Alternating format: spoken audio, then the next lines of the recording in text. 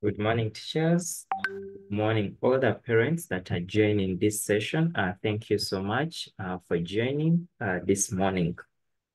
Today is our meeting where we are going to talk about parenting in our day today.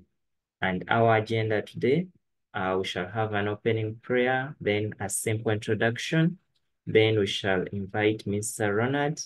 And then after, we shall go on to dive into the presentation such that we can learn together as a group.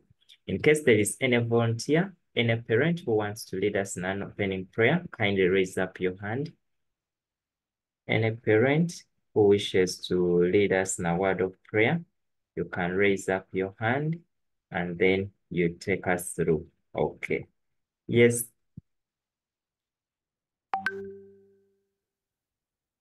Yes, Mrs. Safra, you can unmute. Thank you so much, Teacher Stephen. Good morning, parents. Let's humble ourselves for a word of prayer. Father, in the name of Jesus Christ, we want to thank you so much for this beautiful morning that you've granted unto us. We thank you for the gift of life. We thank you for your perfection that you've bestowed upon us as your lovely children. Lord, as we go through this journey of parenting, we ask that you be with us. You help us to raise amazing and wonderful children that fear you, that also bring pride to us as parents. We thank you for this session, and we pray that as we gather here, Lord, we will learn to be better parents, to be able to do what you have called us to do as parents without fear or favor. We thank you so much, oh Lord God Almighty. May you be with us. I've prayed all this, believing and trusting in the name of your Son, Jesus Christ. Amen. Thank you so much, Teacher Safra, for the word of prayer. Okay, so I'm going to give you,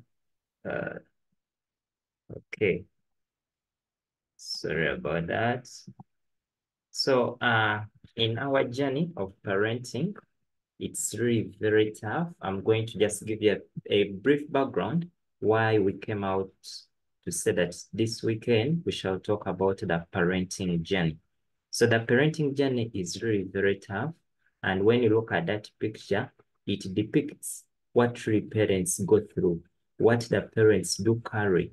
So when you look at that picture, it shows the burden. It shows everything that parents do carry on their backs.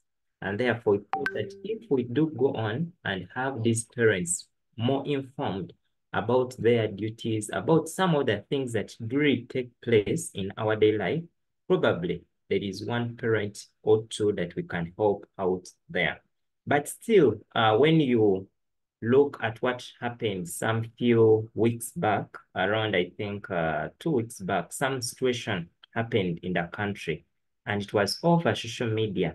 But we kept on asking ourselves, what really went wrong? What lessons do the parents learn from this situation? I'm very sure that everyone might have seen something like that happening on social media.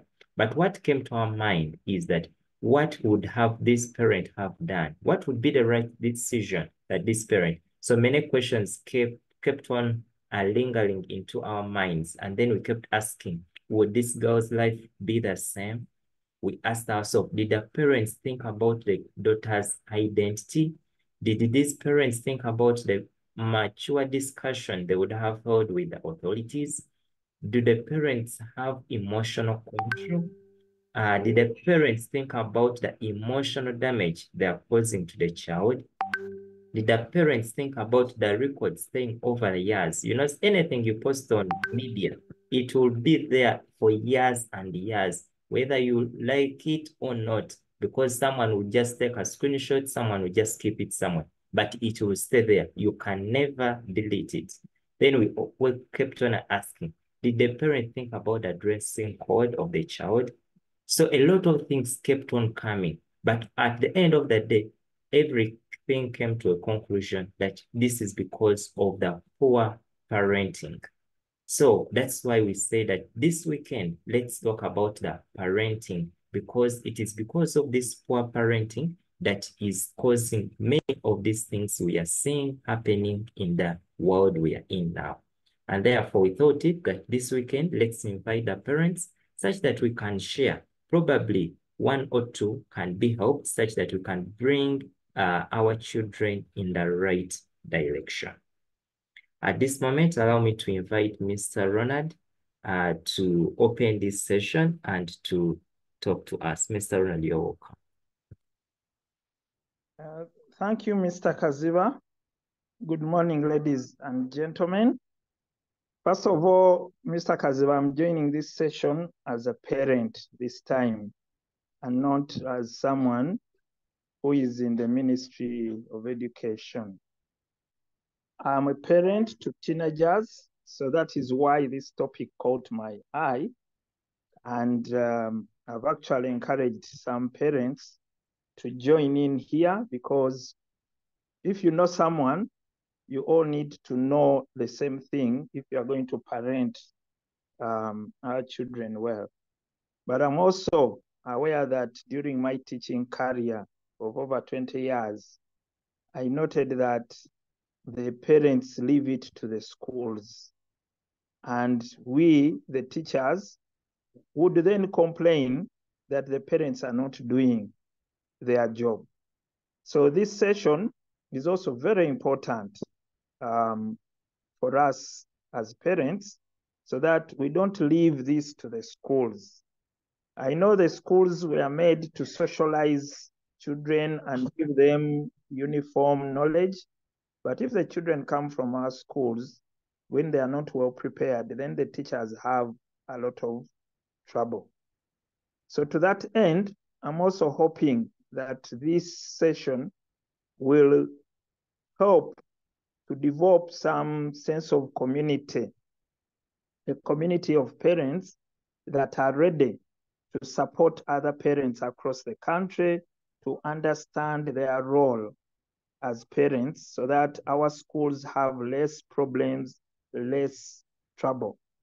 When you see students joining strikes in schools, then it means that they can be convinced by a community person or a teacher or their colleague to burn down a school that has been existing for so many years. So that decision to join means that the parents did not tell their child that when you go to school, this is the reason why you've gone to school, and that is why we chose that school. So if there is any disgruntlement on anything, please, there are channels that you can go through.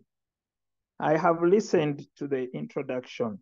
Unfortunately, I've not been on social media for some time, and therefore I missed the story that Mr. Kaziba started with. But I would definitely catch up on the story. But I could tell that there was something wrong, and the parents reported about this on social media or caused a discussion on social media. So as parents, we also need to know how to relate with the information we have on our families, but also how to guide our youngsters so that they live a comfortable life within this community that has become a global community. So basically, I'm here to listen in, and I thank you, Holistic Learning Platform, for organizing this. I also know that the presenters have a wide experience in this, and I'm hoping to learn a lot going forward. So since you've asked me to open this session, I want to declare this session open. Thank you. Thank you so much, Mr. Ronald Dungu, for those wonderful words and for opening this session. Today, the person that is going to be taking us through, she is an educator. She has been in class. She knows what really takes place. This person is a parenting coach. She's a life skills coach. She's an etiquette and a communication teacher. She's a home organizer, a social worker, but as well, she has been able to present in various workshops on the topic of parenting.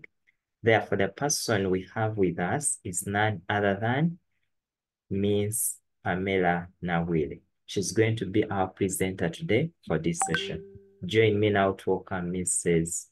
Pamela Nabwire to take us through the discussion. Mrs. Pamela, you are most welcome. Thank you, Mr. Kalpiva. I hope I have good visibility on the video. Am I loud enough?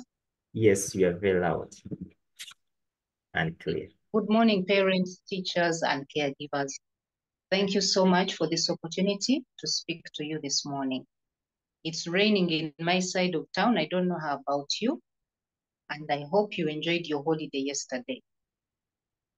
Without wasting much time, I would like us to delve into our discussion today, which is what is parenting in our day-to-day. And we'll ask ourselves, what is parenting?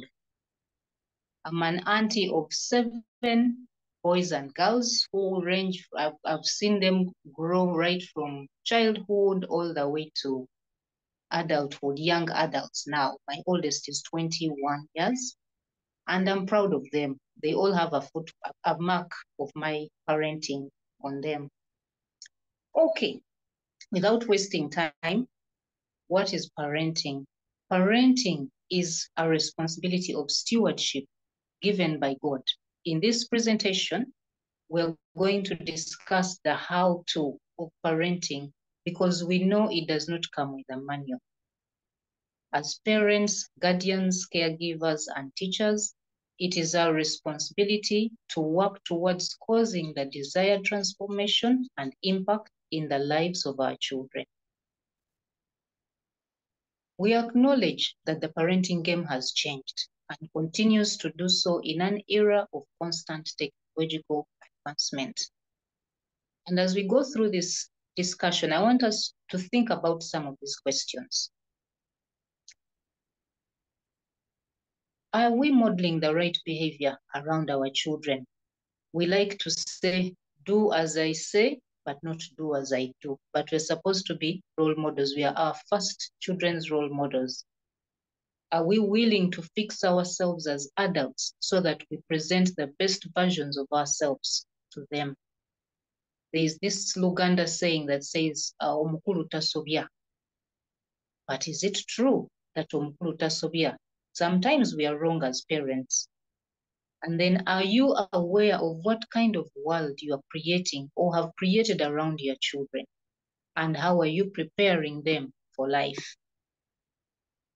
So we are going to discuss, we selected just a few topics.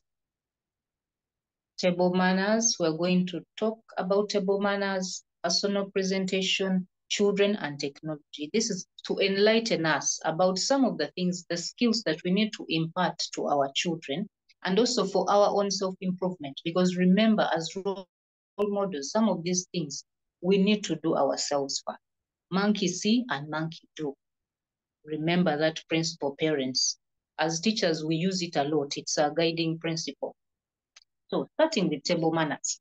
I know when we say table manners, many people's minds will run to spoon and fork. Yes, table manners, you're talking about spoon and fork. But there is more to table manners beyond the spoon and fork. But roughly, how do we behave when we are at the dinner table? Or for those who sit on the mats, how are we going to behave around food? When we were growing up in our years, parents used to instruct us, an auntie or jaja, they used to talk to us and tell us, sit properly, chew properly, don't chew with your mouth open. These were values that were passed on, but today we've lost some of those values. For those who work with children in schools, I'm sure you've seen this. Schools are a collection center, so children have all sorts of mannerisms. You have those parents who are putting in the work, and there are those who are not, waiting for the teachers to do the job. Teachers, matrons to do the job. Okay, so roughly, I'll just run through the basic table manners. Say, for example, you have a dining at your home. But how do we handle cutlery? We know that it should be knife in the right hand and fork in the left. And then when you look at the knife, there's usually a small line here. We call it the bridge. So you hold your cutlery, like the knife like that, and the fork. And then you cut. You fork, and then you cut gently. This is good practice for you to do at home with your family. And you can get some of this information on YouTube. Instead of spending time on a video, funny video, get the time, 4 minutes, and, go through the process of how to cut and small pieces. Cut, small piece, and eat. Okay, and then roughly, how do we hold glasses? I've seen people serve. You've sent someone and they bring it like this. That is not pleasant. And then there are people who hold the glass like this. You're serving somebody. It's not pleasant. So why don't we just, and then how do you drink? You've seen people who, these are skills. I'm giving you homework. Please go and learn on YouTube. Okay, back to our mode of serving. Mode of serving. We know that moms like to pick food and place on their children's plates, but it doesn't look pleasant. Let the habit begin straight up. Use cutlery, use serving spoons, use forks, so that you respect the food. And it won't be, give someone appetite to want to eat the food, because it doesn't look really pleasant when you touch the food, put on my plate. It's not pleasant. And, teach children to serve themselves as well, so that we don't have situations where you've gone for a buffet and then people are heaping their plates. The habit begins from home. Teach them to self-serve, and that way you're teaching them to be considerate of other people. Okay, so we'll move to being respectful, respecting food. Being mindful of your setting. At home, you can get away with heaping your plate, but in a public place, it is not good. It doesn't look nice. And also, teaching children to sit down. When you look at these pictures, even in the villages, children should learn to sit down and eat sensibly. When we are in a public place, why do people cut lines?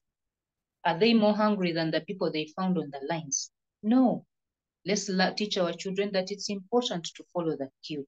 Line up and be organized. How do you organize your food on the plate? Don't just throw food on the plate.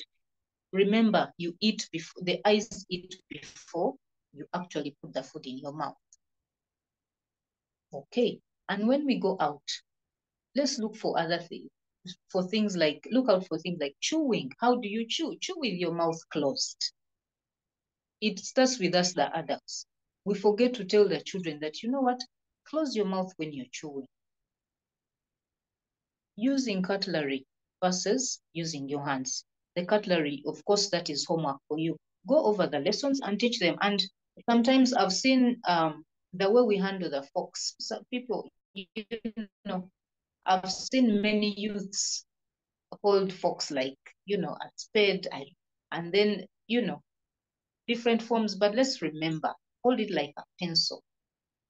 Hold the fork like a pencil. Hold the fork like a pencil. Yes? I hope it's clear enough. Not this. Not this. All right. So then when you're using your hands, you've seen people who eat and all the soup comes running down. All the hands are eating. Some children use 2 hands to eat. Please teach your toddlers, teach your young ones to use their hands. It's not every time that we are using fork and knife. So when they're using their hands, let them be organized. And there is this business of licking our fingers. It's not pleasant. These are things that we need to deal with in the home first, so that when you go to a public place or when you visit somebody's home, children don't display embarrassing behavior. Then we have this tendency to eat and drink at the same time.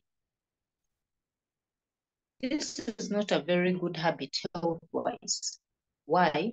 Because the scientific people will explain this better. You know, when the stomach is trying to digest the food and then there's drink coming in, it's not a healthy habit. So teach children, eat first and then drink. You're actually supposed to take a drink after 5 minutes, not eating and drinking at the same time. It's not good for your digestive system. And then when it comes to polite language, we need to teach children to say, thank you, may I have a second helping? This business of just picking food is not good. Reaching out for food at the table, ask somebody to pass on food. These are very small, important values that we need to teach our children. And the asking before they pick is a very important one. Why? Even when they are picking something from the fridge, teach your children to ask. Picking a snack or whatever it is that you provide for them. Why? So that when they go to somebody's home, they will request. I don't know if somebody has experienced a situation where a child visits your home and before you know it, they are picking the apple. They take one bite and throw it away. It's not nice. Then another one will ask for yogurt. They take 2 spoons and leave it there, abandon it.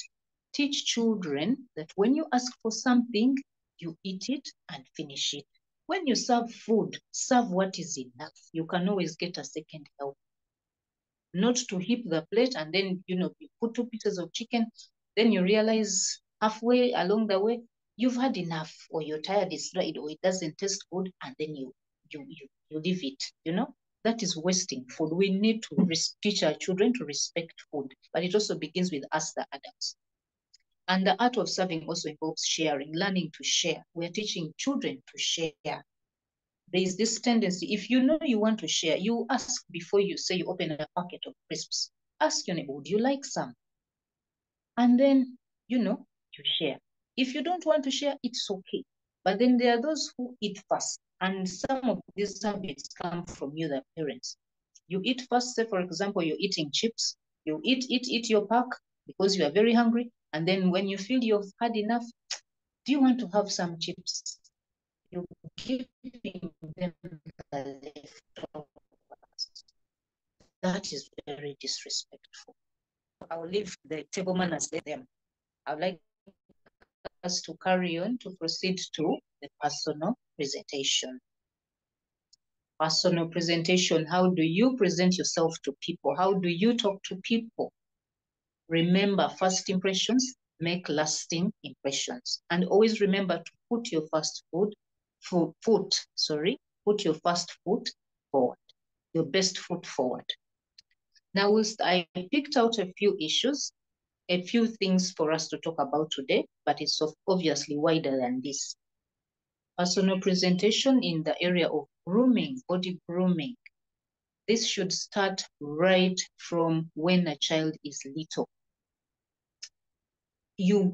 For example, you visit a home and you find this toddler, maybe 2 years or 1.5 years. They are walking around, the face is not washed. They woke up at maybe 7 in the morning, but it's 11. They are still walking around with that wet pamper that they were wearing through the night. Teach that child to to unbutton whatever it is they are wearing, their nighties, and they rip off that dirty pamper. Teach them that it's important to wash your face in the morning. These are basics, but I do not take them for granted. Why? Because we have seen them. We have seen them. Teach your child the responsibility right from the start, so that as they go through the ages, by age 5 or 4 years, your child should be able to bathe themselves properly. Of course, the occasional checkups are important. Check whether their ears are clean. Do they brush properly? Do they brush their tongue? These are very important. And have a good relationship. Teach your children to have a good relationship with water. There are parents who don't care whether a child has had a bath in the morning or did they go to bed after having a bath.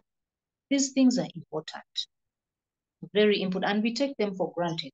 But I've seen many children, you know, the child will go 24 hours without having a bath, and of course it causes a stench.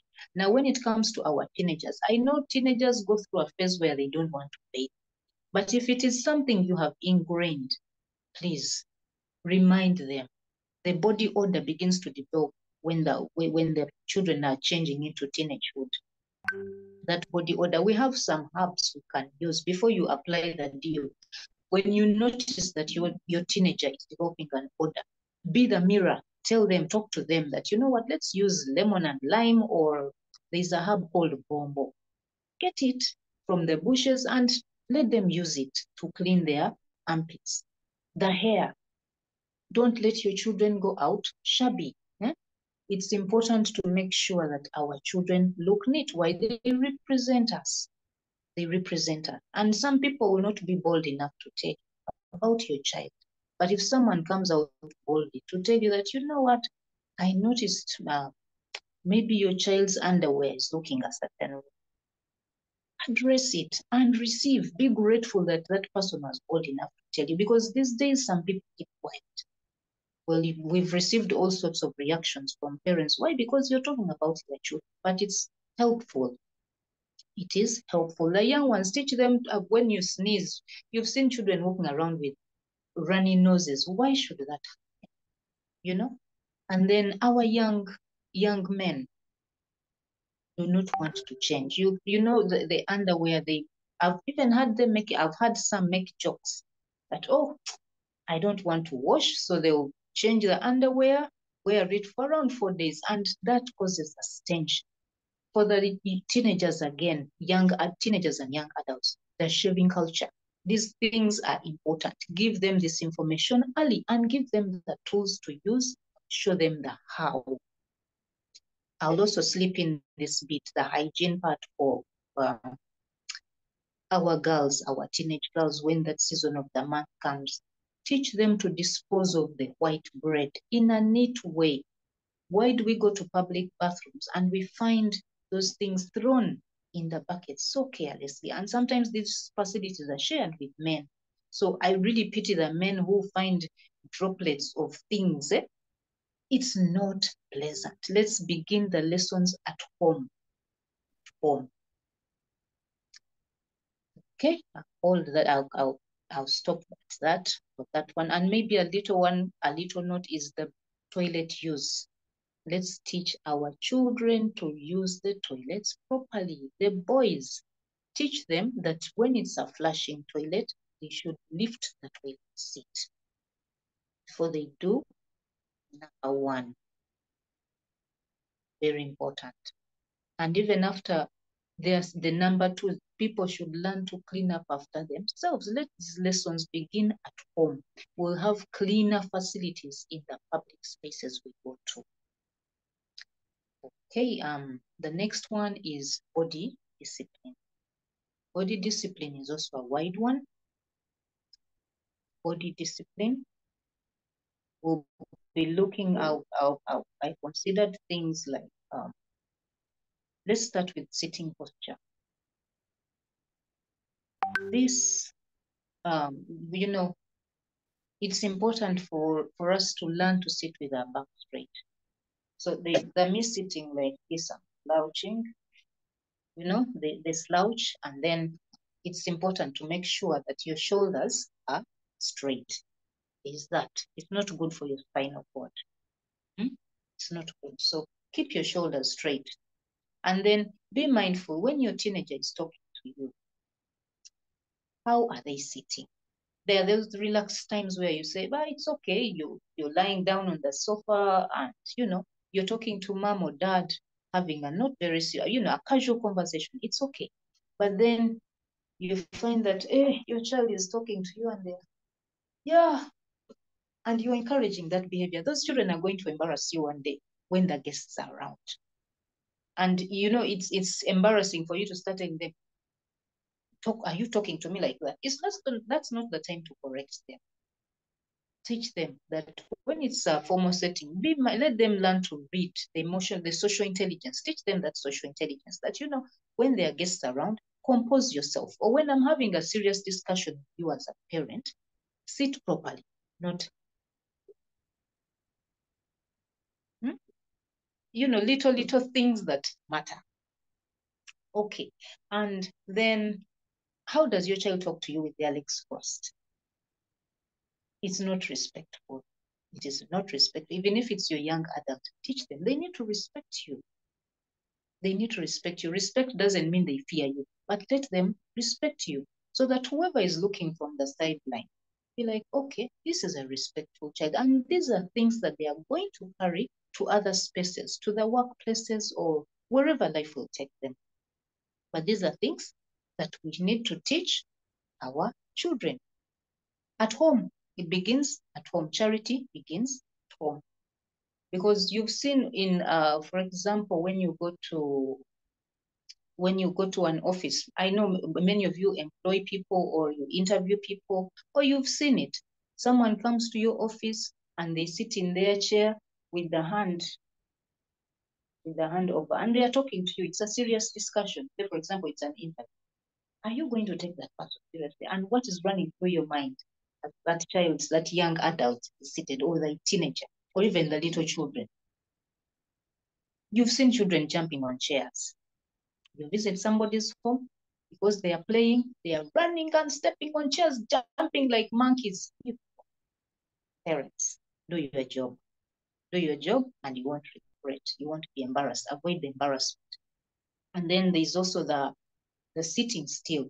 You've seen children who do not sit still. And the parents will make excuses for them. But this one doesn't settle. Teach them to sit for at least, now is below 5 years. They should be able to sit in one place for at least 30 minutes and carry it on, even 40, keep on extending as they grow older. I don't expect to see a teenager walking up and down the aisle, for example, when you're in church. If you're maybe at a wedding, you find people who are moving up and down, and then there are others, whoever enters, they turn. Why? Teach your children the right manners. And then the walking. How do the children walk? Unfortunately, I can't demonstrate the right walking, the proper walking, but, avoiding things like dragging their slippers, dragging sandals. The girls especially like to drag their sandals. Why? It's a careless way. And you're walking as if it's not important. These are the attitudes they're going to carry to the workplaces. It's interesting when you go out of the country, it's a different ballgame. You notice our Ugandans are also walking very fast. You pick up, the environment changes, but also let's adapt that. Let's adapt that for our children. Please note down any questions in regard to body discipline. I know it's wider than that. There are other things I've not talked about. But let's move on to communication. May we have that slide, please? Communication. Communication is, talking and listening. It's two-way. Communication is two-way. And where do we begin? Let's start with, of course, I picked out a few aspects of communication. It's much wider than this. When we look at greeting, there are many times, because of low self-confidence, you'll find that people do not maintain good eye contact.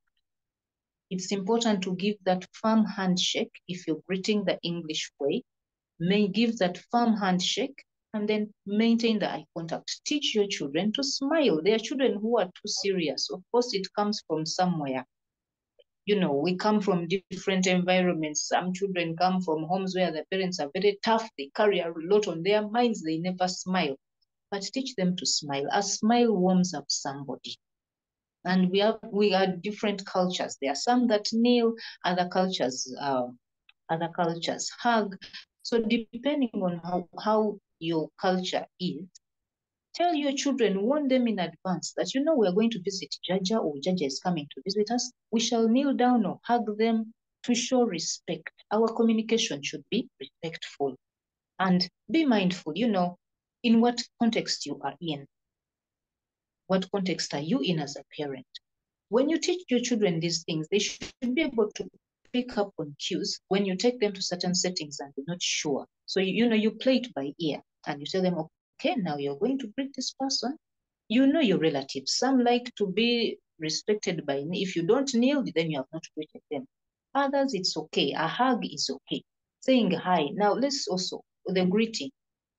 Please tell your children, groom them. How do you greet? If you're a traditional parent who wants them to use their local language, it's okay. Let them express themselves clearly.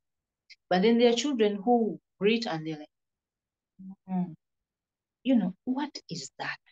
You're just prompting them. How do you start prompting an 8-year-old to greet? I've seen 16-year-olds who do not greet people. Guests come to your house and, they just look at you and they walk past you. How is that child going to survive in the world? Because we know universally, greeting it's a beginning, it's a conversation opener.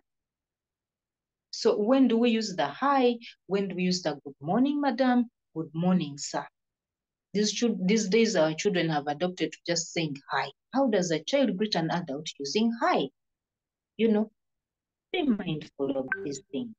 And then when we come to positive language, as adults, we spend a lot of time, some families, not everybody, but there are many who spend a lot of time being nice to other people. And then you forget your own.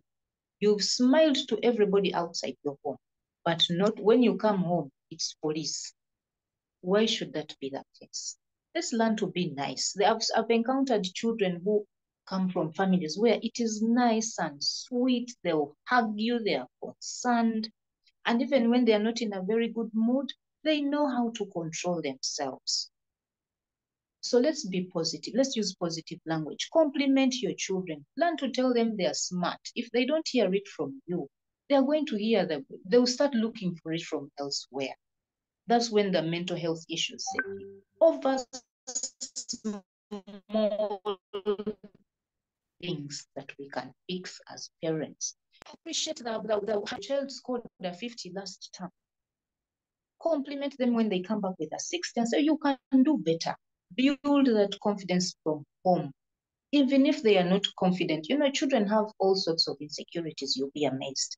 Some are insecure about the way their hair looks. Others are insecure about their bodies. And it doesn't help with social media today. They keep comparing themselves. The pressure is on. But how are you going to teach this child to be content in their own bodies? They have to, because as parents, you're not going to be able to buy the latest iPhone today. Then tomorrow there's another one. Things are moving really fast. So the positive language, say good things to your children. Speak life into them. It's very important. That's when the self-confidence will come. And then there are those that are also very confident that now it becomes rude and arrogant. So strike the balance between humility and self-confidence. Then also the language we use, the language we use in our homes or wherever we are. Children pick up on that energy, the negative energy. The language we use when we are talking to each other. Sometimes we are very abusive. And even the words we say to children are terrible. As parents, you know that you proclaim a curse each time you're saying those, you are stupid, you are hopeless. These are things that stick in a child's mind. The Bible says that words are like thorns. They don't go away. They stick. Someone might forget that I was beaten too much, but they will never forget certain words you said to them. So let's use good language. Even when we are talking to the mates, the children who will listen will know that, oh, mommy uses such abusive language. And then you'll turn around and say, why are you using that language? Remember, monkey see, monkey do. Okay, let's carry on to the dress code, dressing according to context. Dressing according to context, the color coding. There's that little picture of children in the village. Sometimes we let our children put on those old t-shirts, old dresses, and yet they have presentable clothes in their closets. Parents, I know you are busy, but you need to take time. You signed up for this responsibility. Make at least a day in a month. Schedule it and say, on this day, I am going to purpose to look through my children's closet. Then you will know that, okay, these ones are worn out. Teenagers, look through your teenagers' clothes. Because you give them pocket money, they are clever. They also go and buy what they want, what is of fashion. And then one day they are stepping out of the house and you're thinking, eh? And then some of you don't even have the time to recognize that, no, I didn't buy that t-shirt. Where is the strictness? Eh? Pay attention to detail, because if you don't, it's reflecting on you. It's reflecting on you, the parent. You cannot blame the teachers. Don't blame the matron. It is you, the parent. Own up to your responsibility. Advise them. In fact, I'll take this opportunity to encourage the gentlemen, the teachers. When you have opportunity, please speak to our girls about dressing decent. We are exposing ourselves. We are exposing them. And you know, why am I saying the gentlemen? Well, because they are the men, and it sinks better when a man speaks to a daughter, to a girl, giving them advice in that context. You know, when I was growing up, my father used to talk to us. Those times we would wear those skimpy skirts. He will talk to you, and by the time he's done, you advise yourself. You advise yourself and you want change. But today we are buying our little girls those short shorts. I don't know what they are called. I think I've heard the word patras. They're called patras. You buy them those ones, then they're walking out. It's normal when they are young, but then they grow into teenagehood. We see how our children are growing up. They start attracting. You know, they realize, oh, I have a beautiful body. But of course, there's a Tom Dick who is praising them. Oh, you have nice legs. You know, what are they doing? They start showing off. So when that is not ingrained at home, well, I understand sometimes you do it and the children go the other way, but do your part. How do our boys dress? They like to put on balance. You see these things at interviews where, you know, our young adults need guidance. I know some of you are from very corporate offices. They need guidance. You've not guided your children on how to dress when they are going for interviews. You find girls wearing spaghetti tops to an interview. They're wearing sandals to an interview. The boys have come in with the balance. The trousers are hanging, but they are coming to ask for a job. And it depends, well, those in the entertainment industry, it is different. It's a different ballgame. Okay, in the interest of time, I'll run fast. And also maybe the color coding. If you're dark, try to avoid dark shades. You're dark, you're putting on a navy blue shirt or dark maroon. Mind your color complexion. And if you don't know how to match the colors, check with a friend who is better than you at some of these things. Okay, let's go move quickly to children and technology. Children and technology. Mr. Kasba, kindly present that slide. Okay, thank you. Children and technology. We all know that technology is disruptive and dynamic. The global village is drawing in on us day by day in different spheres of life. For example, education, socially, economically, communication and entertainment, fashion, health, hospitality, industry, politics, and other areas. We can only find ways of adopting and copying. We can agree that technology has made life easy, that's for sure. When you have a gas cooker graduating from charcoal and going back to a gas cooker, for the moms who cook and a few dads who cook, you know what it means. Lighting a sigiri in the morning, but with gas, you know, you just turn it on. Okay, so our attention is now turned to education and communication. I'll not be able to talk about everything, but just a few aspects under education and communication. Today's children have gadgets at their disposal, like smartphones, iPads, laptops, and having a gadget today is becoming a necessity. For example, people are doing research. There's a lot of research on that. These things we know. Actually, you realize that I'm not giving you statistics. I've not given you statistics. Why? Let's start with our own environment. Let's look around us. What is happening around us? People are using the internet for teaching aids as teachers. These days, there's no excuse for you to start talking about volcanoes without providing vivid pictures. Many teachers have smartphones, or if you don't have access to laptops or computers in your school, there's always, these facilities are now important. Google, we don't have all the answers, so we have Google, we have AI. Technology is important for us to learn creative things. People are self-teaching themselves about hairdressing, makeup, public speaking. You find all sorts of information if you look in the right places. And then exploring interests. These are all available and they are possible today in our technological era. Then we look at communication briefly. We know the forms of communication. There are so many. WhatsApp, Snapchat, Google, TikTok, all these things are available to us and to our children today. Okay, so let's pause and ask ourselves a question. Mr. Kazwa, that slide. How is technology affecting us as parents, guardians, teachers, and parents? Their positives and their negatives. How much time do you spend on your gadget? We have countless complaints from our children. When mommy comes home or daddy, they are always on their phone. You imagine your child comes to ask you a question and you talk, I'm listening. You're busy laughing at a message. So let's learn to put the gadget away. Give me your full concentration and stop. Listen, be present. Put that phone away.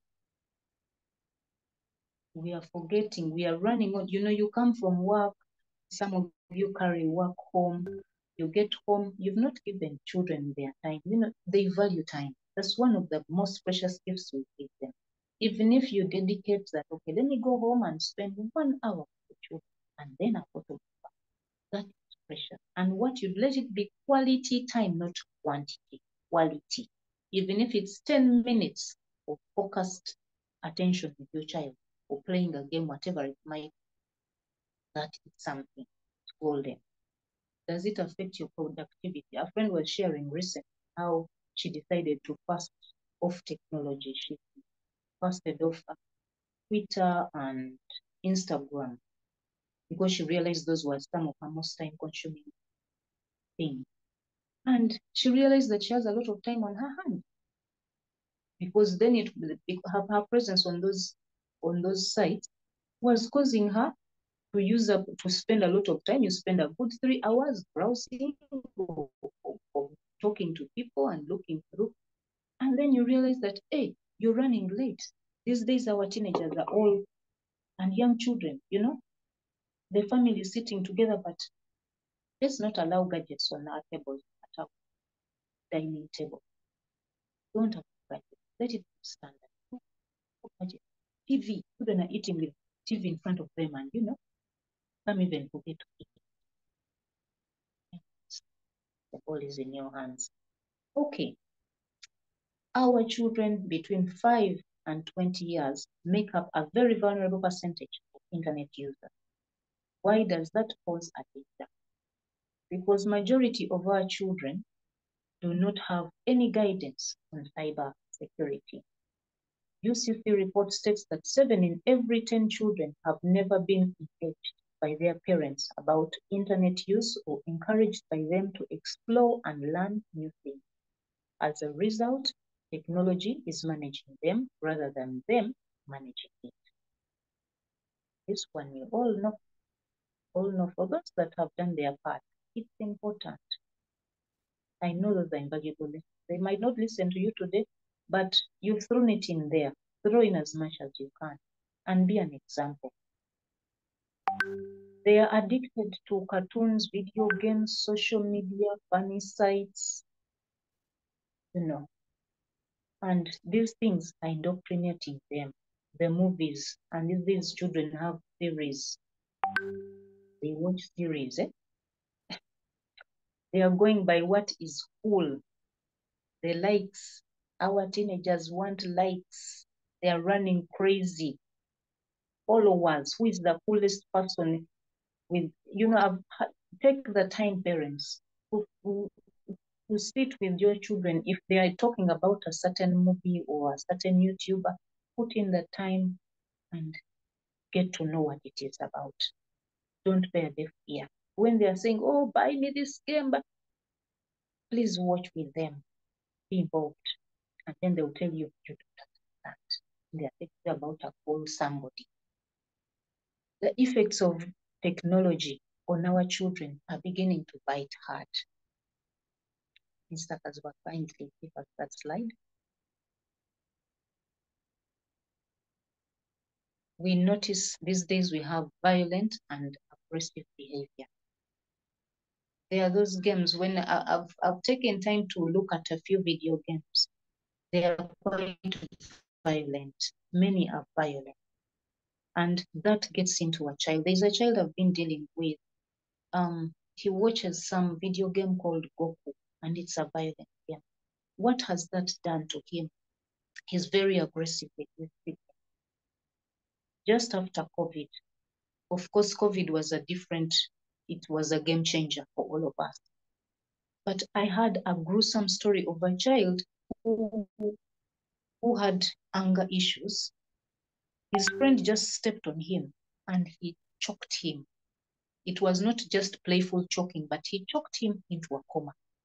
They spent over 6 hours. The child was blacked out for 6 hours. And when they dug deep, they realized that this child spent a lot of time watching video games, playing violent video games.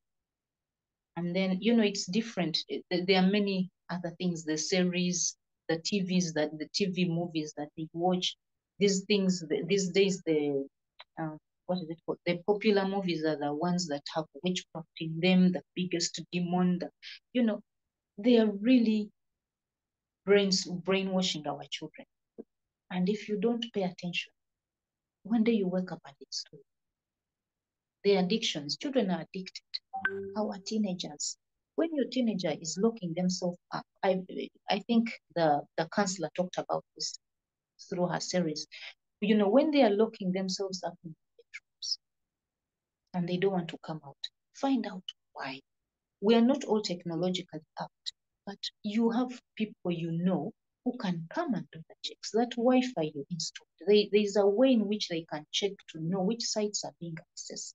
When you're buying this gadget, install those protective measures to guard against the addictions. Why should you let your child tell you that you don't come into my room? And well, it might respect them, yes, but you need to snoop around and see, check their drawer. Because there's a gentleman a young gentleman who was giving a story. And he said, if only his mother had checked his bag when he was in P5, if only his mother had looked through his things, he wouldn't have gotten into drug addiction. There he was. We are too busy. Let's not bury our heads in the sand. These things are going to bite us hard. Low concentration in class. This falls on teachers. With teachers that experience this thing. And now you as a parent, I want you to imagine your child in a class of 40 plus students. Don't expect the teacher to concentrate on only your children. It's a reality. There are some schools where you're lucky to have 15, 20 children in the class. But majority of us have children in schools where they're over 40. So really, the teacher is also chasing to her syllabus. She has a lesson plan to finish. And then you expect her or him to focus on your child and keep calling them out. Hey, pay attention. Joshua, pay attention. Jennifer, why are you not well? They can't keep doing that every single day. But where is it coming from? social media. They spend hours on TV, and the reels they keep watching, because they are short, they affect their brains. These days we have maids putting children as young as 1 year before a screen, and then they go off and do their other things. Parents, are we checking these things? Then we have underdeveloped speech in the younger children. Again, it's a result of children being on screen at an early age. Why should you give your child a phone? In fact, I'm surprised when I see, it's a good distraction. It keeps the child off your back for a few minutes, for some time. But a child will get to 4 years. There's a case we witnessed. The child was talking like a cartoon. And then the parent was laughing about it, that, hey, he watches too much cartoon. But that was a problem. How do children as young as 1 year start crying for phone? The scientists are telling us those waves, the electronic waves, are not good for them. And even the too much light, the flipping on and off, the change in light is not good for brains and their eyes also. So it's going to be a matter of time before these things come rumbling down. Then we have poor communication and social skills. You realize that because of engaging on social media, the communication skills, you find children seated in a group, but everybody is on their gadget instead of talking to each other, even the young adult. You go to just observe in the public spheres where people are seated at a table, they've gone out for an outing, but even us, the adults, do that. We are busy on our phones. Let's learn to be intentional. Put the phone down and talk to each other. Talk to each other. These children who are involved with technology, always busy on their gadgets, are the same children who will be expected to express themselves at interviews or make presentations in their work. Professionally, our children use languages like, because it's a popular way of talking among our celebrities. You understand what I'm talking about? Yeah. I hate that word. Someone is explaining, instead of being clear, they will say 1, 2, 3 words.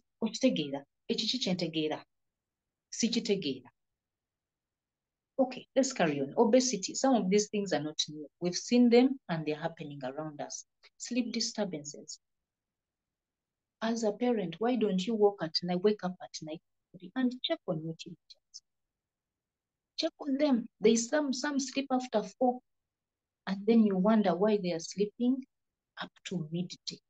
Why? Because they slept late. Or they were watching TV till late in the into holiday time. Yes, they are taking a break, but these things need to be regulated. The depression, these things are not new. The stories are happening. They are sinking into depression over small things. And of course, we have those that are being bullied, cyberbullying. There are so many things that are happening. Okay, so let's move on to the way forward. The way forward. Proverbs 22 verse 6 says, train up a child in the way he should go. Even when he is old, he will not depart from it. Ephesians 6 verse 4 says, fathers, do not provoke your children to anger, but bring them up in the discipline and instruction of the Lord. Whatever religion you might be, it's important to impart religious values in your children. It helps. It will save you, because you'll not always be with your child. But remember, there are those choices. They will go through situations and circumstances that will require them to make certain decisions where you are not. And they are not able to help you, or they just don't want to tell you about something.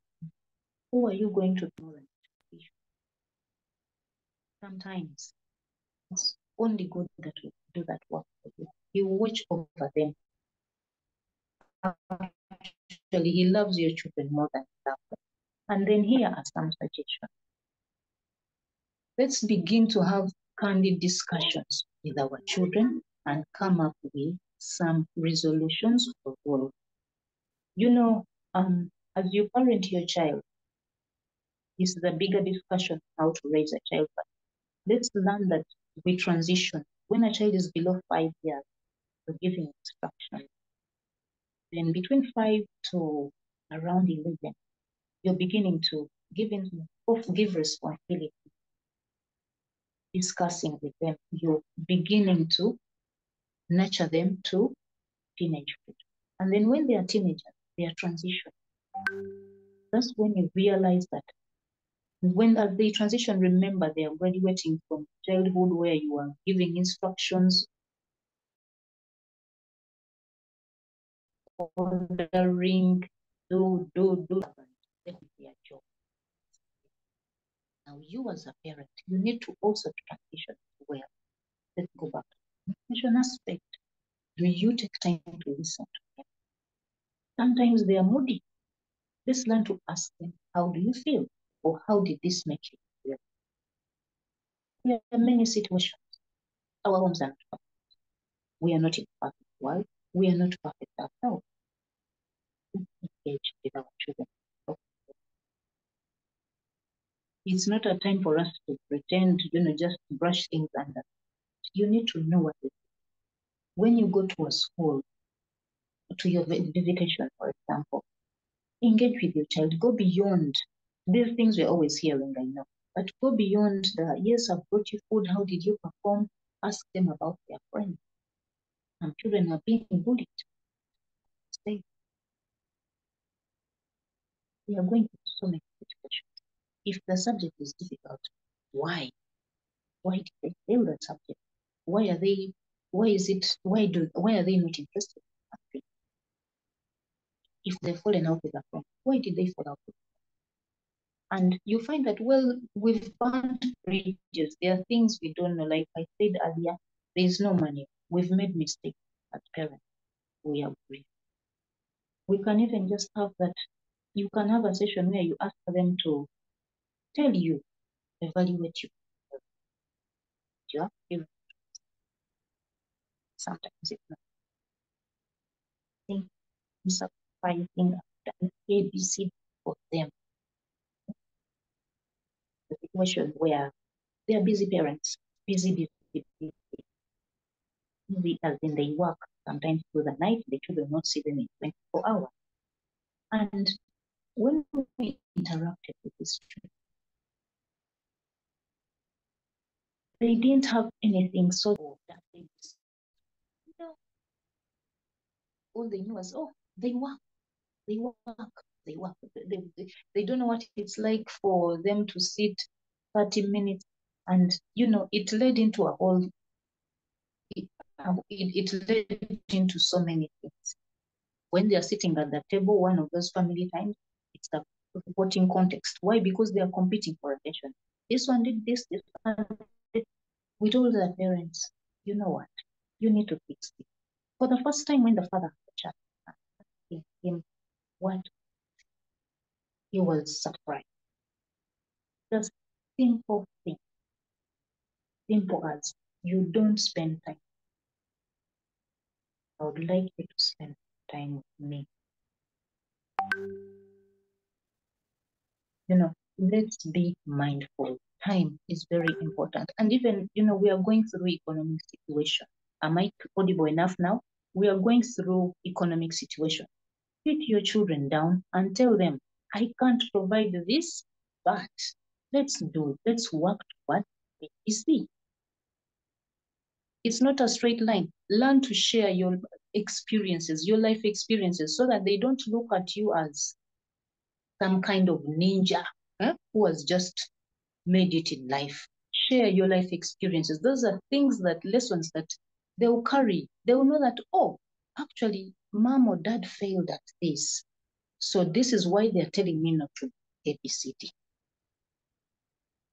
When you don't have enough, tell them, you know what, I'm not able to do this, but let's see, let's pray. And give them those financial skills. Save on your pocket money as I also work so that, we put together and then get you what you need. You're teaching them money values. There are many skills to teach children, but only if we are willing to be vulnerable as parents. Then let's remove screens from bedrooms. For those that have screens in the children's bedrooms, please take them out. Why? You don't know what they are watching. We say we put install parental controls, but our children are clever. They break those codes. They know. They are technologically advanced. They know.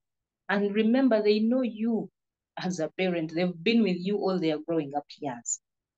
Control gadget time. Control gadget time. You can say 3 hours a day, or by night time, let's hand over gadgets at say gadgets off, gadgets say maybe at 10 p.m. hand over gadgets. Yeah.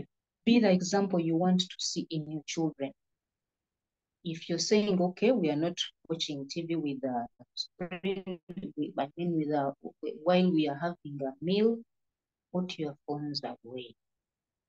If you're saying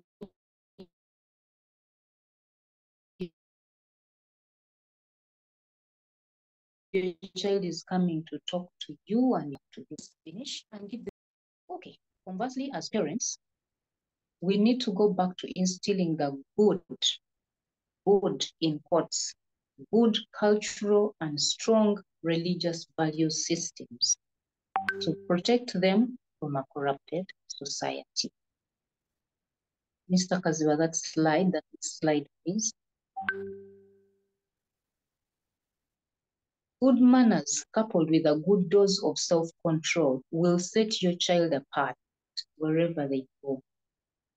Good manners will open doors that the best education cannot, and they will teach your child gratitude instead of entitlement. These days we are complaining about children being entitled, but we have to do this. The way your child asks you for something, mommy, I want. They're the ones making the money for you. And you also allow that behavior. How do you allow your child to tell you, I want? What will they be like? How will they talk to you when they are 17, 18, and they are taller and bigger than you? Okay, next slide. In conclusion, the next slide. In conclusion, I applaud every individual that is doing their part to nurture our children at whatever station you might be, home, school, or organization. Do not get weary of doing the works. Remember, no man is an island. Seek help. We are here to help. Don't suffer silently. It takes a village to raise a child. I will encourage you, receive that positive criticism. When your teacher gives you feedback about your child through the parent-teacher conferences, please receive it and ask why. If you're not sure, sometimes other people know our children better than we do because we do not spend time with them or we haven't noticed, and you can't notice everything.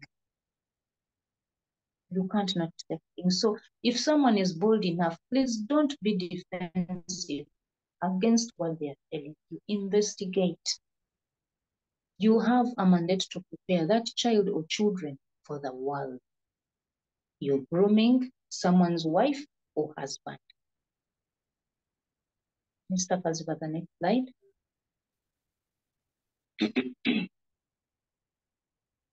You have a mandate to prepare that child or children for the world you are grooming. You are grooming someone's wife or husband. The parents who are putting in the work are praying for good husbands and wives for their children too. Let's parent the child we have, not the children we were. The change begins with act. Over to you, Mr. Kaziba. Wow. Thank you so much, Teacher Pamela, for the great discussion you're taking us through. Thank you so much. Now next, we are going to have some questions. Some parents were able to ask some questions, and those who may have some questions before she starts attempting to the questions that were filled in the form, in case you're on the call and you would wish to ask a question, this is the time you can raise up your hand and then ask your question before we go into other questions. Okay.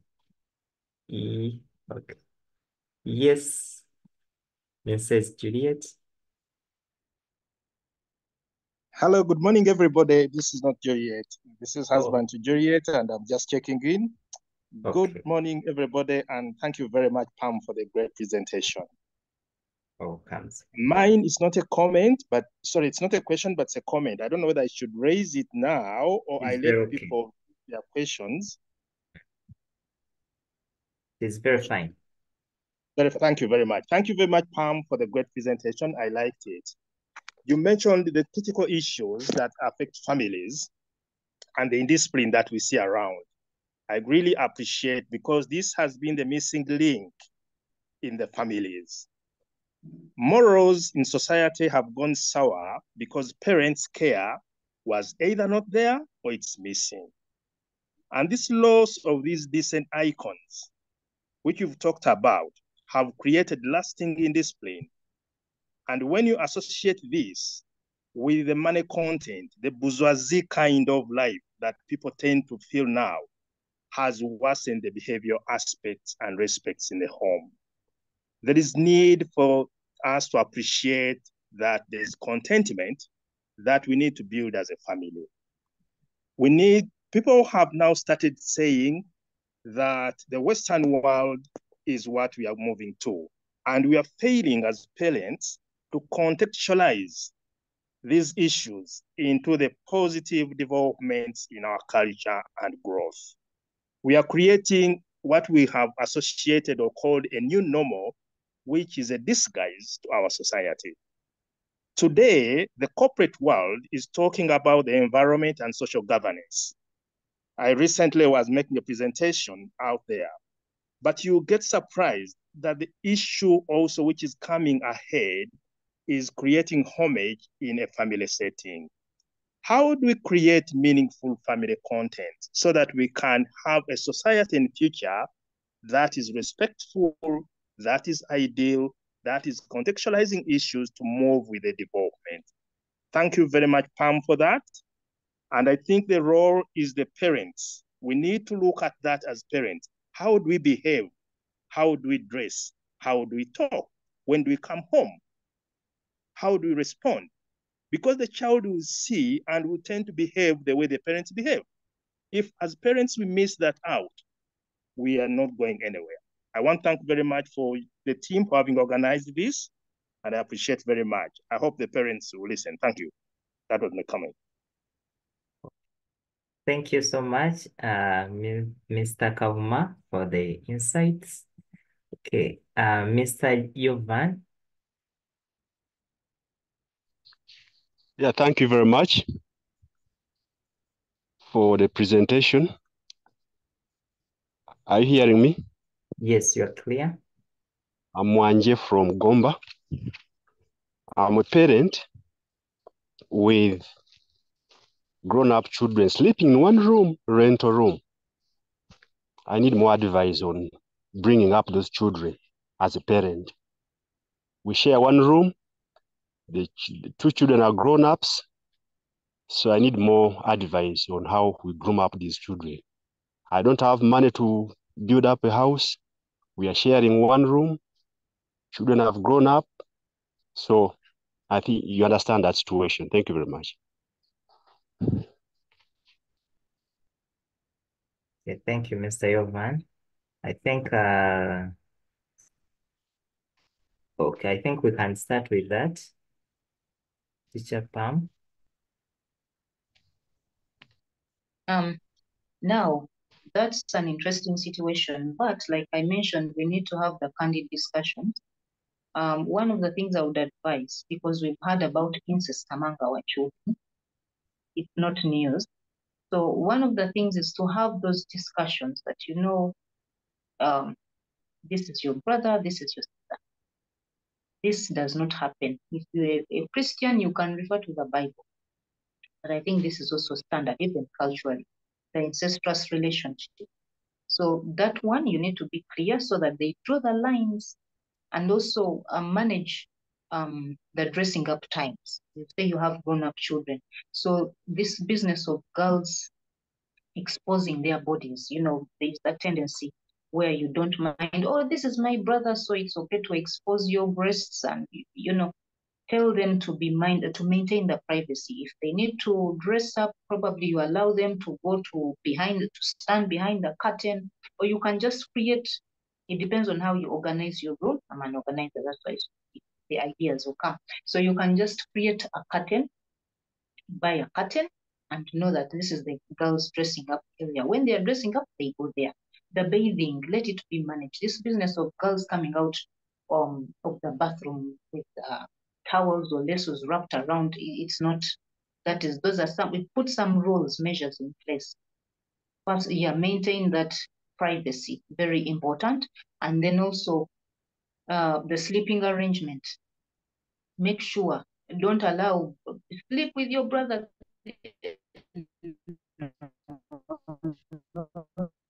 No. The children have, so that is something that might help. And also you as adults, mother and father, at night, you have to be very careful. I don't know what kind of bed you have, but yeah. Maybe you might want to look at times when they are not around and then you address yourself. So yeah, that is what I can say.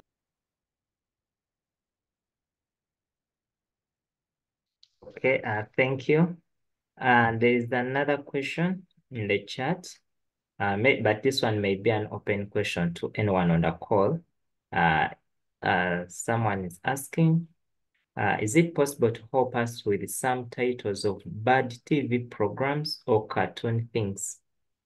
Because my girl had some nightmare.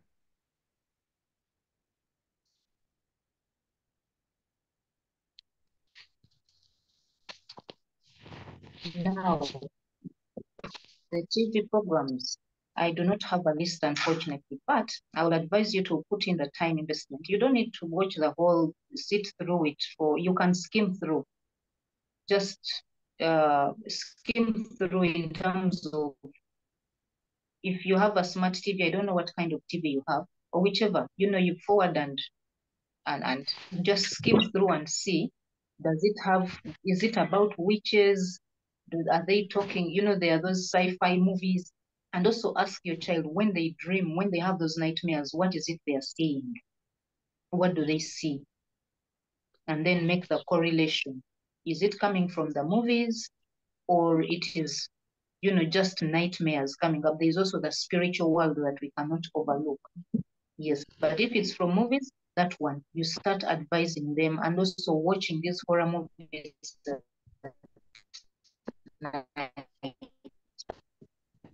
It's whatever time. Talk to generally. I just know what kind of movies your child watches, and then you start from there. Okay. Yes, Christine.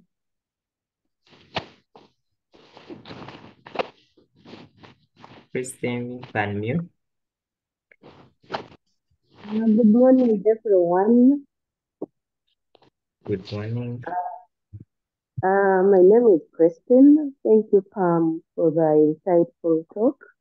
I'm really grateful. I'm a parent of 3 boys, including a teenager who's 16 years. I'm finding it a little bit difficult for me. I am a strict parent who doesn't who wants him to get involved in towards and doing everything that he's supposed to do. But somehow, whenever I ground him, he withdraws away from me. He withdraws away from the entire family. He would rather go out and walk around. So and we are looking at different things, teenagers killing themselves, committing suicide. So as a parent, I'm like, isn't he about to commit suicide? And I find myself maybe not sticking to the grounding I've given him. you find I'm again going to look for him. I want to ask what is going up with him. And sometimes he doesn't want to eat with us on the table, especially when he's undergrounding. So I don't know. I find it, I have many mixed feelings. I don't know how to go about it. I don't know if I'm the only parent or even other parents are facing such a challenge. Thank you. Okay, thank you for raising that concern, Christine, about your son. I think one of the things is, children have a way of manipulating us because they know you, they know which button to press. And obviously, among our children, there are those that are easy going with work and those that are not. But there are two things. One is you need to learn to be consistent because he knows when he presses the button of I will not eat food, I will not let me sulk, it will bend you as a parent. If you want to be firm, be firm. Be firm. Start by having the discussion with him that, you know what, this is your share of the housework. We all contribute to the housework. He's old enough to understand. Go through the whys of why he does not want to do any house chore. How does it talk him through? How does it affect other people when he doesn't do his share of the work? If the person cooking food decided to cook for only themselves, then what would happen in the house? Does it mean that everybody will go and make their portion of food or breakfast? So have that one, let him understand and follow through. Follow through, because life is not like that. If you can't do it yourself, ask somebody, a relative he looks up to or his father, to have a chat with him. And maybe if it's not changing, they are counselors. You can take him for counseling so that they dig deeper. But for starters, have that discussion, discuss the whys and then the hows, and see how it goes. But you also have to be firm. If you have said I'm grounding you, it is. Don't waver. He has to snap out of it because he's growing older. And the job market is competitive. That we need to remember. Okay, thank you. Okay, another.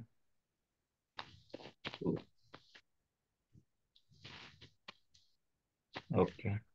I think those people asking for the slides, we are going to be sharing them in the different WhatsApp platforms where we are. We shall be sharing them, and also shall be sharing the recordings. So I think Teacher Pam, we can now go to the questions that were asked. Okay. There's a number, there are a couple of them, but I'll try to address them quickly in the interest of time. What are the different types of parenting? These are many, but I'll also ask you a question, where do you derive your parenting experience from? Some of us were raised by strict parents, so that's why we are very strict with our children. Others, they were easygoing parents, that's why you're easygoing. And then others, maybe you are punished too much, you can't say anything, you are beaten. You have no voice.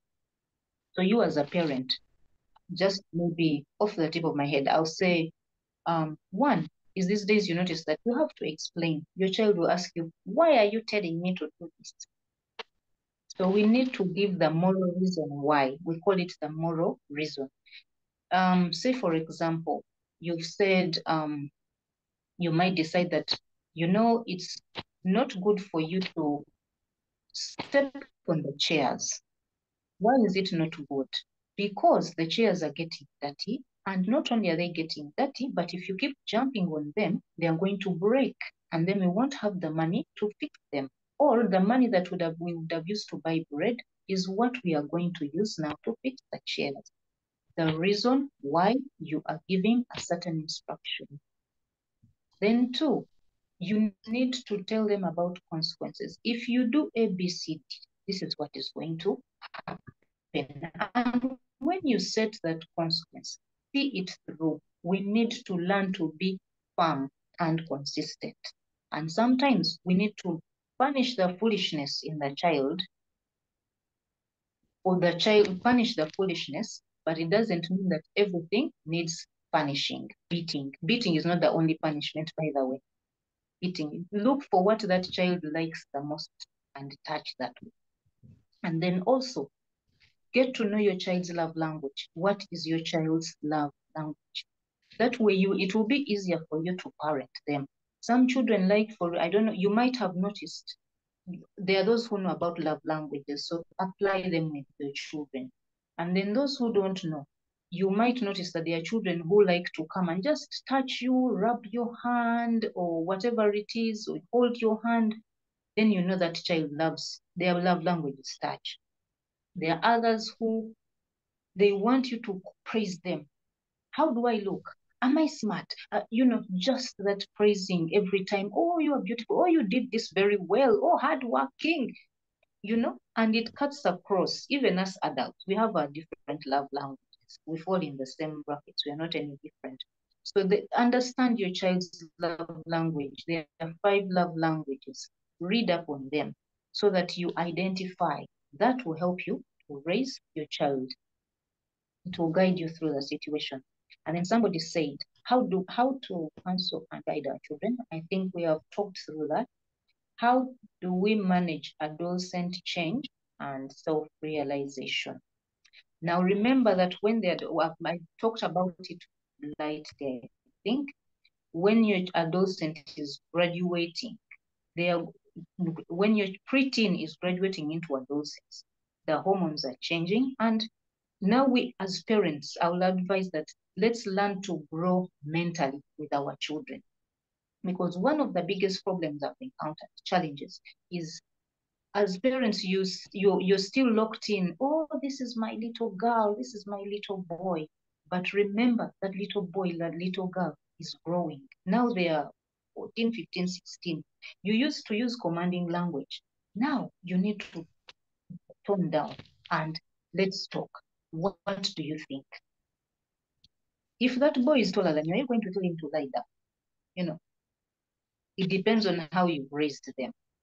So encourage the discussion. Why? Because they're also going through certain things that sometimes they don't understand. You find them, they've woken up and they don't want to say and greet anybody. Insist and greet them. Or insist on the code of conduct in your family. What are your values? In this house, you wake up in the morning, greet everybody. Whether you are in the mood or you are not, greet everybody. When you are serving, come and kneel down. Don't just throw things on the table. Just don't stand over me like a Tower of Babel. No. Maintain the standards, but then the way you communicate, your tone of voice, the commanding needs to come down to, okay, now we are talking like adults. For the boys, call out the respect in that boy. So that, the way you scold a boy is not the way you're going to scold your daughter. Because with daughters, you'll make up and yes, okay, but mommy, you are very mean. The boy might not come back to you to say that, oh, mommy, you talk to me rudely. No, boys tend to swallow. And each time you disrespect them, they also draw back, they withdraw. So that's why you find that your child has grown distant and you're wondering what happened. But it's also the way we talk to them. I hope I have kind of answered that. And also helping them to the self-awareness. Let them begin to talk through these things that, okay, now you are changing. How does your voice is changing? Yes. Do they know that when I'm upset, how do they react when they're upset? Have those discussions of what do your siblings think about you? What do your friends say about you? And talk through those things. Talking, never stop. There's a lady here who said her 4-year-old is stubborn and does not listen. Her 4-year-old is stubborn and does not listen. I think I've said some of these things. Why is he stubborn? Are you a parent who threatens, and you don't see it through? Learn to see it through. If you have said, first of all, teach first time obedience. What is first time obedience? When you give an instruction, or say, for example, when you call your child, call them out and say, Janet, there are those children you call and they keep quiet. Get to them and tell them, when I call you, you respond the first time and come to me. And how is the response? Yes, mommy. Yes, daddy. Yes, auntie. Yes, uncle. That is very important. Instill that. And when you say, I'm going to punish, actually punish. If you're taking away the gadget, actually take it away. Not, oh, we are feeling sad now, he's sulking, and then you, okay, you have that. No, you are grooming a child. You are grooming, you're setting a standard. You need to learn to be firm as a parent. Be firm. Okay, the next question is, I don't feel like beating a child. I think I've talked about the discipline. Advise parents on how to handle issues of economic crisis where parents have no time for children. This one is an interesting one. It's an interesting one because even the parent who works in the market wakes up early, leaves at 4, comes back at 10, and she has not been with her children the whole day. Then you have the busy business person who is always on the trips and never at home. Now it's us parents, the ball game is up to us to be intentional. It's called intentional parenting. I talked about quality time, not quantity. Quality. Even if you decide out of your 7 days of work, have a family day.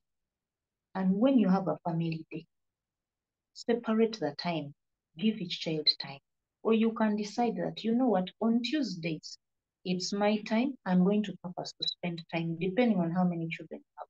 I'm going to purpose to spend time with Sam, 30 minutes. When the others come to interrupt, tell them, no, this is Sam's time. On a Wednesday, and the spending time does not have to be at home. You can go out, go for a walk. You can be in the kitchen cooking. You can be doing laundry, whichever activity.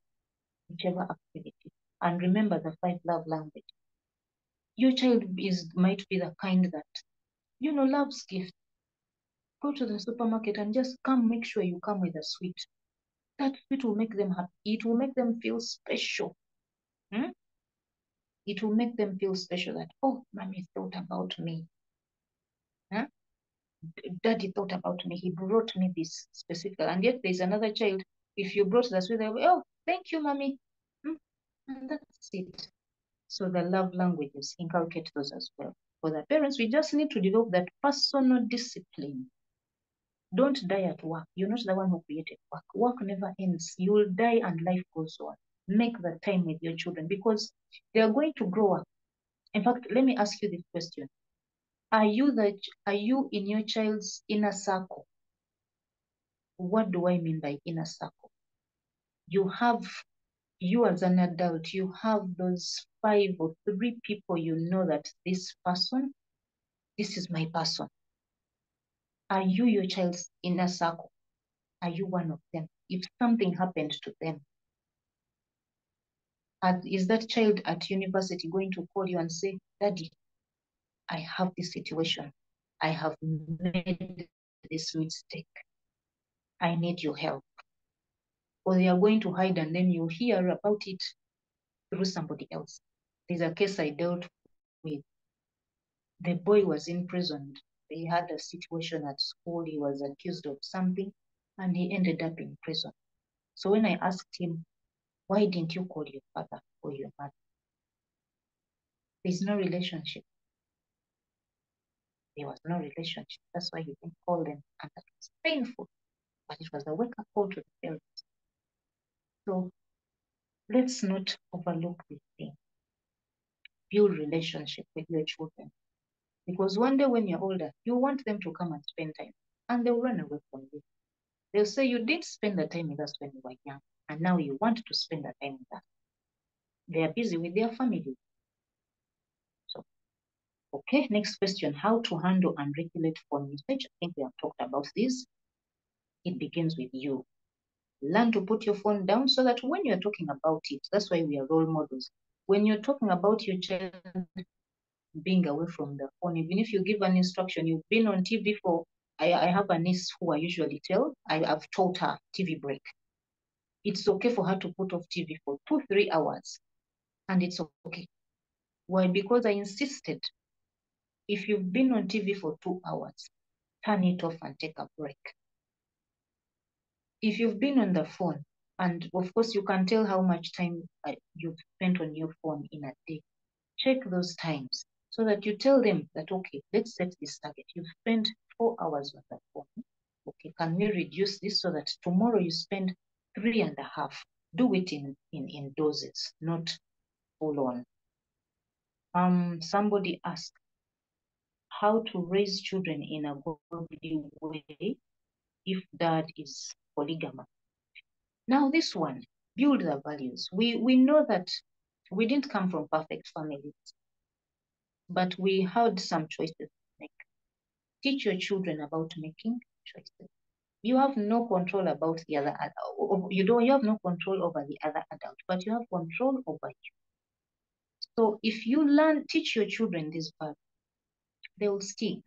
We've had adults who say, I've had men who say, my father had 3-4 wives, but I resolved that I'll have only one. And one it is, they settle in their families and make it work. So build a value system. What lessons are they learning? How is it affecting them? How is it affecting? Because there you have a live example. Have those discussions with your children. It will make a difference.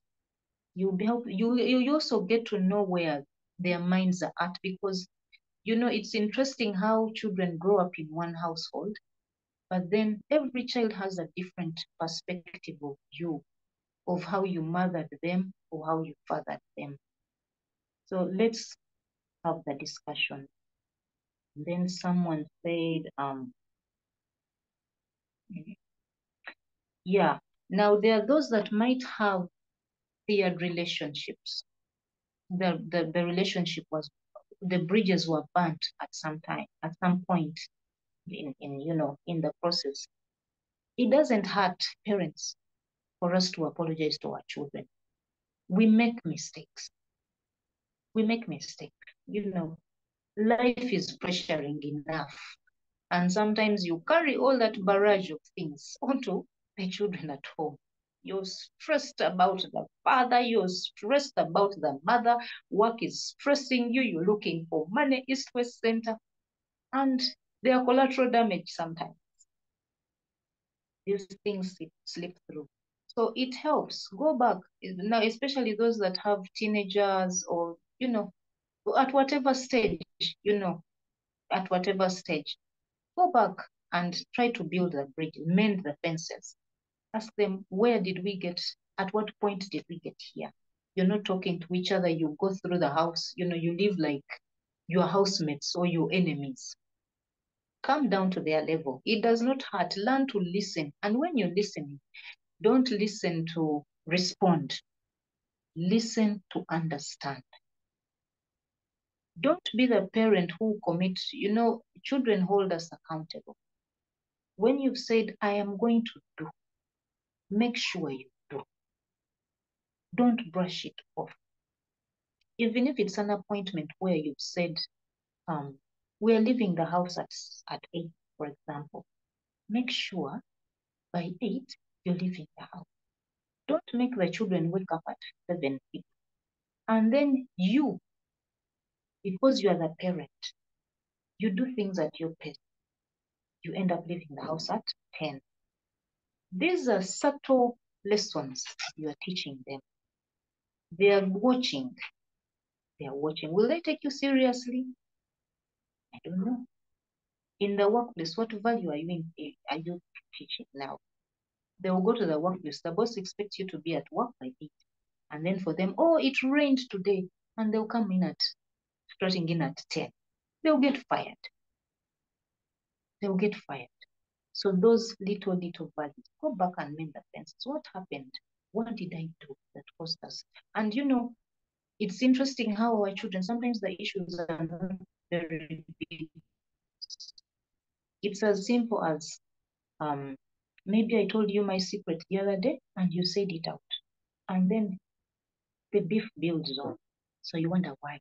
They tried to talk to you and you said you were busy. And you didn't go back to ask what happened. Or, you know, it's just be discerning. I'll say be discerning. Be discerning, but don't let the bad relationship carry you. Learn to sit down, calm down as a parent, calm down, talk to your child. That's it. Those are some of the questions. I hope I've addressed them. Thank you so much. Thank you so much, Teacher Pam. Yes, let me just cross. Okay, I think you have exhausted all the questions that were in the chat in the form. Maybe unless someone here still has a question. In case any parent has a question. Oh, okay, I think we have exhausted all the questions. I want to first thank everyone that has been on the call. I was very happy to see one of my teachers on this call. My teacher who taught me in primary. I was happy to see Teacher Farida. Unfortunately, I think she dropped off. Thank you so much for joining, and everyone who has joined this call. Allow me to call on Teacher Teddy. Teacher Teddy to say something and then finally close the session. Teacher Teddy.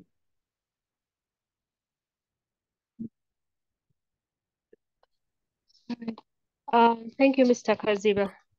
Good morning, ladies and gentlemen. I hope we all agree that we have spent our morning well and have had a good session. I'd like to thank Pamela for the insight that she has given us. The presentation was on point, and I think we have all picked a lot. Also, I'd like to thank Mr. Kaziba for organizing these sessions. For those of us who have been following, I think we're going to deal with our children very well. We're going to parent very well, not deal with them, but parent very well and, you know, get better, because we realize that parenting is not a one size fits all. We all have to be, you know, you use your sense to actually tell you the right thing to do. To the parents and caregivers who have attended, I think we all realize that it has been fruitful. As a parent, I think when I was starting out as a parent at some point, there's a time I came across a quotation that you will always be your child's favorite toy.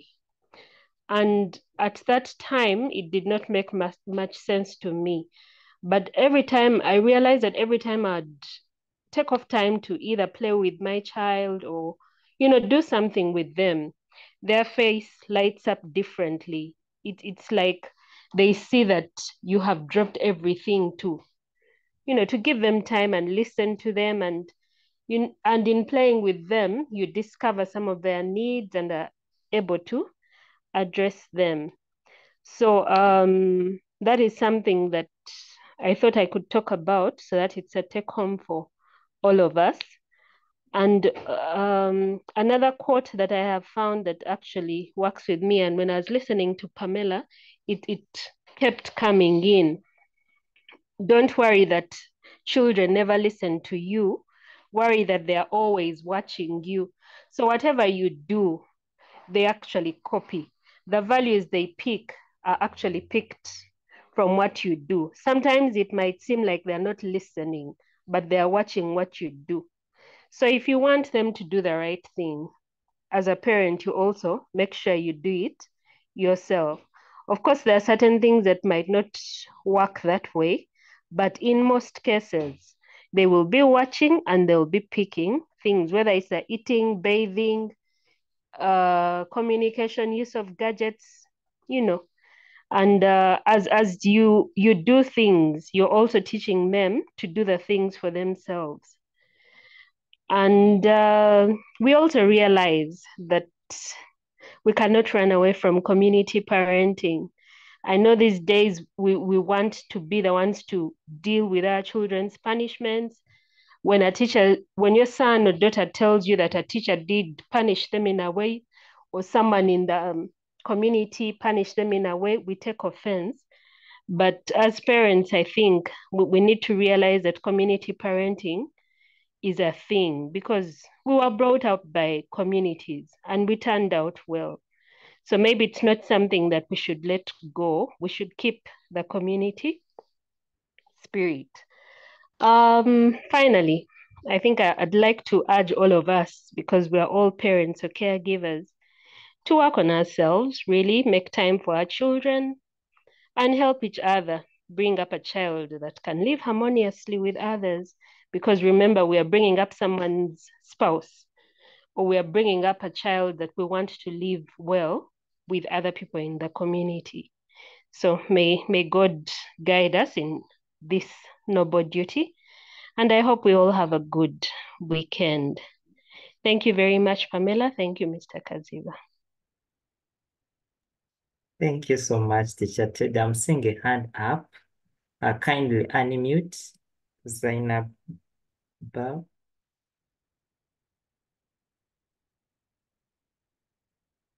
Jasmili.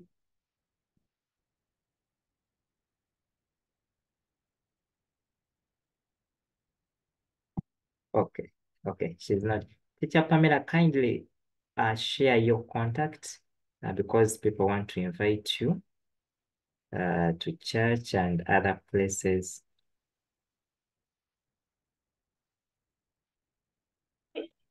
If you have a pen to write, maybe let me share it in the chat. 0772 615 570. That is MTN. 0772 615 570. And 0758 615 570. Thank you so much. Thank you so much, everyone. I'm creating that parenting group maybe in the afternoon. It is taking some time to load, but I will be sharing a link where you can join. Okay, I think just give me a minute. Let me see whether I can share it. I think it has been created. Okay. Let me just drop the link here. That is the link you can use to join that group. Thank you so much, everyone. And let me wish you a good weekend. Bye-bye.